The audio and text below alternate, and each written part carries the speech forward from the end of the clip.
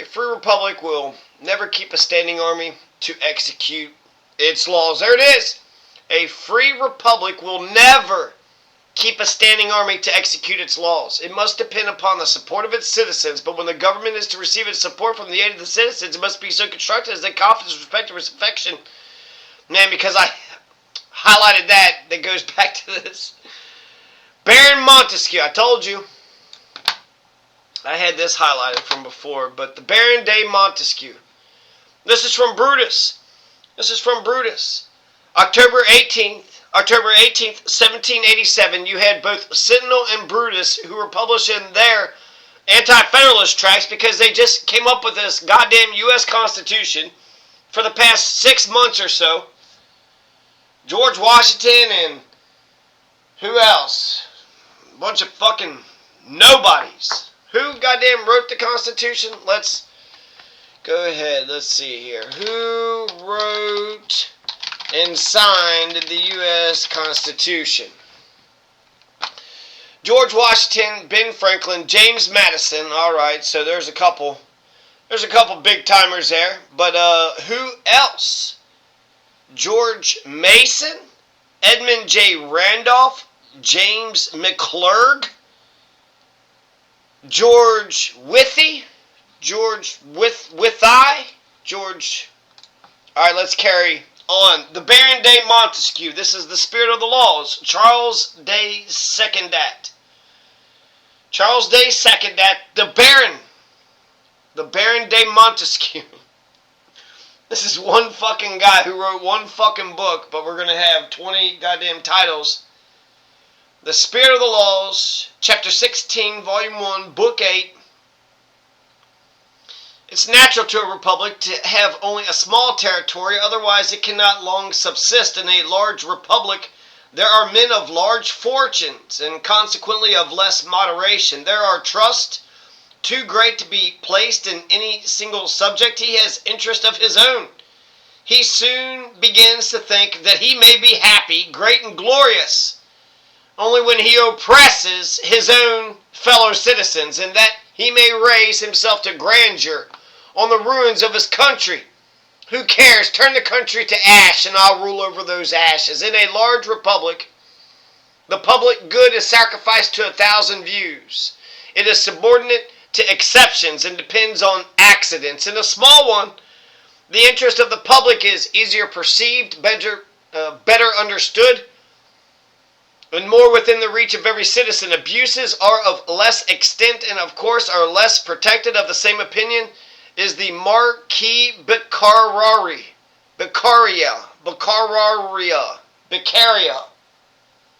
What's Puffendorf about? What's Hugo Grotius? And of course John Locke. History furnishes no example of a free republic anything like the extent of the United States. The Grecian republics were of such small extent, so also was that of the Romans. Both of these, it is true, in process of time extended their conquest over large territories of country. And the consequence was that their governments were changed from that of free governments to those of the most tyrannical that the world had ever fucking seen. Not only the opinion of the greatest men and the experience of mankind are against the idea of an extensive republic, but a variety of reasons may be drawn from the reason and nature of things against it. In every government, the will of the sovereign is the law. In despotic governments, the supreme authority being lodged in one and one only, autocracy. His will is law and can be as easily expressed to a large extensive territory as to a small one. In a pure democracy, the people are the sovereign, and their will is declared by themselves. For this purpose, they must all come together to deliberate and decide. This kind of government cannot be exercised, therefore, over a country of any considerable extent. It must be confined to a single city, or at least limited to such bounds as that the people can conveniently assemble, be able to debate, understand the subject submitted to them, and declare their opinion concerning it. In a free republic, although all laws are derived from the consent of the people, yet the people do not declare their consent by themselves in person, but by representatives chosen by them who are supposed to know the minds of their constituents. and to be possessed of integrity to declare this mind. In every free government, the people must give their assent to the laws by which they are governed. This is the true criterion. The true criterion between a free government and an arbitrary, an absolute and totalitarian fascist one. The former are ruled by the will of the whole, expressed in any manner they may agree upon. The latter by the will of one or a few. If the people are to give their assent to the laws by persons chosen and appointed by them, the manner of the choice and the number chosen must be such as to be disposed, and consequently qualified to declare the sentiments of the people. For if they do not know or are not disposed to speak the sentiments of the people do not govern, but the sovereignty is in a few. Now in a large extended country, it is impossible to have a representation possessing the sentiments and of integrity to declare the minds of the people without having so numerous and unwieldy as to be subject in great measure to the inconveniency of a democratic government. The territory of the United States is of vast extent. It now contains nearly 3 million souls. It's capable of containing much more than 10 times that number. It is practicable for a country so large and so numerous as they will soon become to elect a representation that will speak their sentiments without their becoming so numerous as to be incapable of transacting public business. It is certainly not. Alright, so we're talking about Brutus number 1. Brutus number 1, this is October 18th, 1787. Both Sentinel and Brutus are publishing their treatises against this brand new constitution. And what is Brutus saying? Brutus is saying that this brand new constitution, it's going to dissolve the states. It's going to dissolve the states. They're going to form all these courts. The courts are going to dissolve state courts. The legislature is going to dissolve the state legislature, and the executive is going to dissolve even the freedoms. Even the Bill of Rights are, in Congress controlling the militia.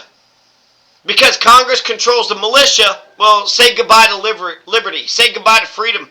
Freedom and justice for everybody? No, say goodbye to liberty. Liberty eviscerated. Liberty destroyed. The federal courts will replace the state courts. This is according to Brutus, number 1. Federal courts will replace state courts. And Congress can pass a law making a specific tax exclusively for the U.S., undermining and undercutting state governments and their taxing powers. No, they can't do that kind of tax. They have an income tax? No, they can't have an income tax. We have an income tax. So the U.S. Congress could ban the state's income tax to make sure that the income tax goes straight to the federal government. Congress has unlimited and uncontrollable power when it comes to taxes, trade, raising armies and militias, installing new courts. Unlimited and uncontrollable power, says Brutus number 1. Watch out. Who is this? Robert Yates. Powers allowed will be expanded infinitely. Man is naturally a tyrant if you let him. Resistance to tyranny is obedience to God, so you got to resist tyranny, not trannies. You got to resist tyranny, tyranny. So if Americans were just one state, our freedom will not be protected. If we are just one country, one republic, without the 50 states, it is better for America to be 50 states. It's better for us to be a union.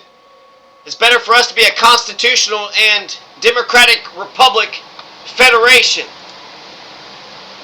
Give me federation or give me death.